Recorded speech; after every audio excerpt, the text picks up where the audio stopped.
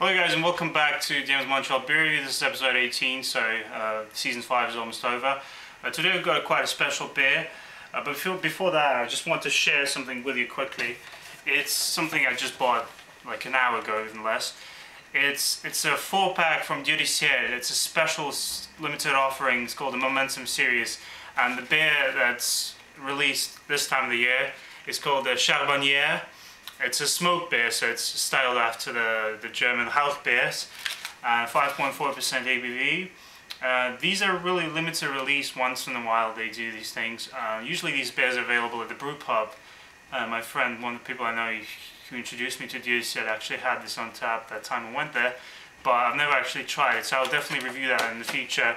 I'll probably drink some of it before I review it, but just because I wouldn't be able to wait for too long. I'm not sure if that's going to be a full review, a brief beer review, but in any case, should be good. DenisLD has never disappointed me, never let me down. Alright, so the beer for today is called the Canuck Pale Ale, and it's West Coast Pale Ale, or an APA, American Pale Ale, from the Great Lakes Brewery in Toronto. Now it's 5.2 beer, but it's quite well hopped. It's dry hopped with a few varieties, including the Cascade, and it's their special release series. Now there are a few things about this beer that are really special. First of all, it's the name and everything. It's it's sort of a dedication to the Olympics, which have just passed in the in the West Coast in Vancouver. But this beer was released in February, so around my birthday I got this beer, and this is probably going to be the last time I'm reviewing this, sadly, unless they choose to release it again in the future, because apparently it's a one-time release. So I'm really lucky I got this bottle. It's a bomber, 650 milliliters, and this just continues my sort of adventure into the bomber line of beers. I've had like 5 of them so far, and that's the 6th one. And there's no more. There's just, unless they release something new. Anyways, let's get reviewing this beer. I'm going to be using my Granite Brewery Nordic Glove. So let's see how this compares to beers like the Anchor Liberty Ale and Sierra Nevada Pale Ale and stuff like that. I'm going to be using my keyring open and I'm removing that red foil on top of it. Actually, before that, I'll just read the description from the brewer. We've gone coastal. A version of a West Coast Pale Ale pushes the boundaries, much like the Canucks of the past. We've brewed it for those who enjoy adventure and a departure from the ordinary. The result is an unmistakably hoppy aroma and lingering bitterness, complemented by a soft bready malt flavour. Raise your glass to the Great White North. So we shall do that in a moment. I believe it's not a twist off, it's just a regular black cap. Really excited. That's some nice hops in there.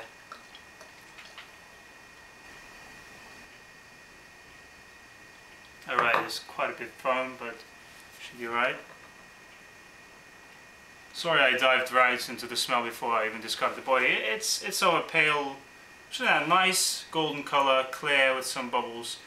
Looks like a typical American Pale Ale, nothing that sets it apart in a bad way. It's really where it has to be.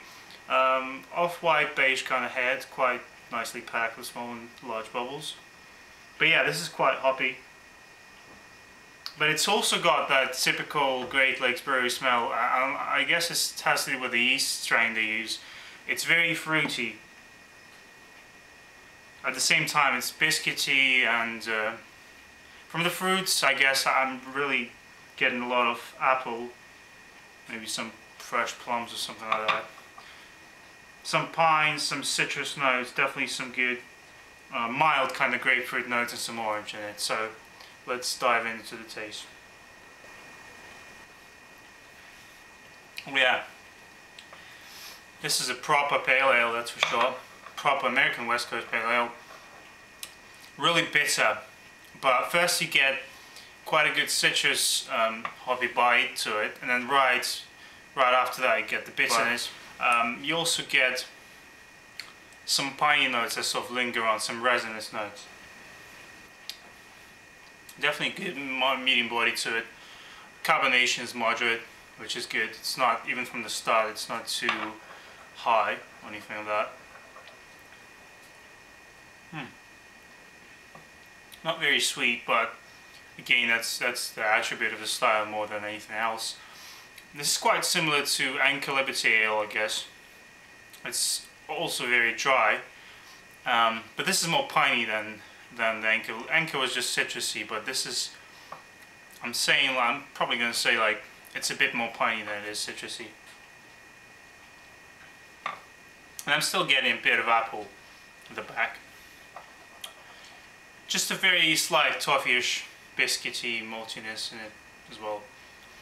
But yeah, it's nothing, you know, that will amaze you if you're used to pale ales, but it's certainly not going to let you down. Now the bad thing is that it's a very limited release. I'm not sure how many people have tried this so far, or if anyone's gonna have a chance to try it in the future. It's still available in Ontario in some places, so if you're there, you might be lucky to find a bottle.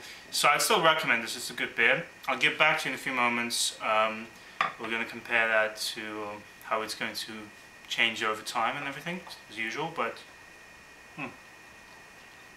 good beer, really hoppy. Alright guys, so I'm back. What can I say? It's quite enjoyable, but at the same time, I guess some people could have a problem with the balance in this beer. Like, the hops are there. I mean, don't get me wrong. It's very hoppy, but at the same time, it's very dry and bitter. I guess they overdid it with the bittering hops. At the same time, the aromatic hops are not as strong.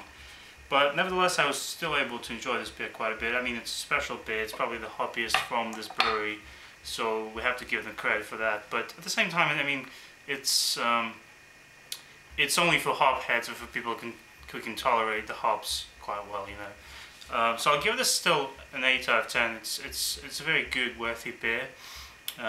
Everything that's sort of might set some people off with this beer is appropriate for the style, so I can't really bash it for being too hoppy or too bitter. So yeah, that's the Canuck Pale Ale for you, 8 out of 10. And if you can find this somewhere, I'm sure most people can't, but still, it's a good beer.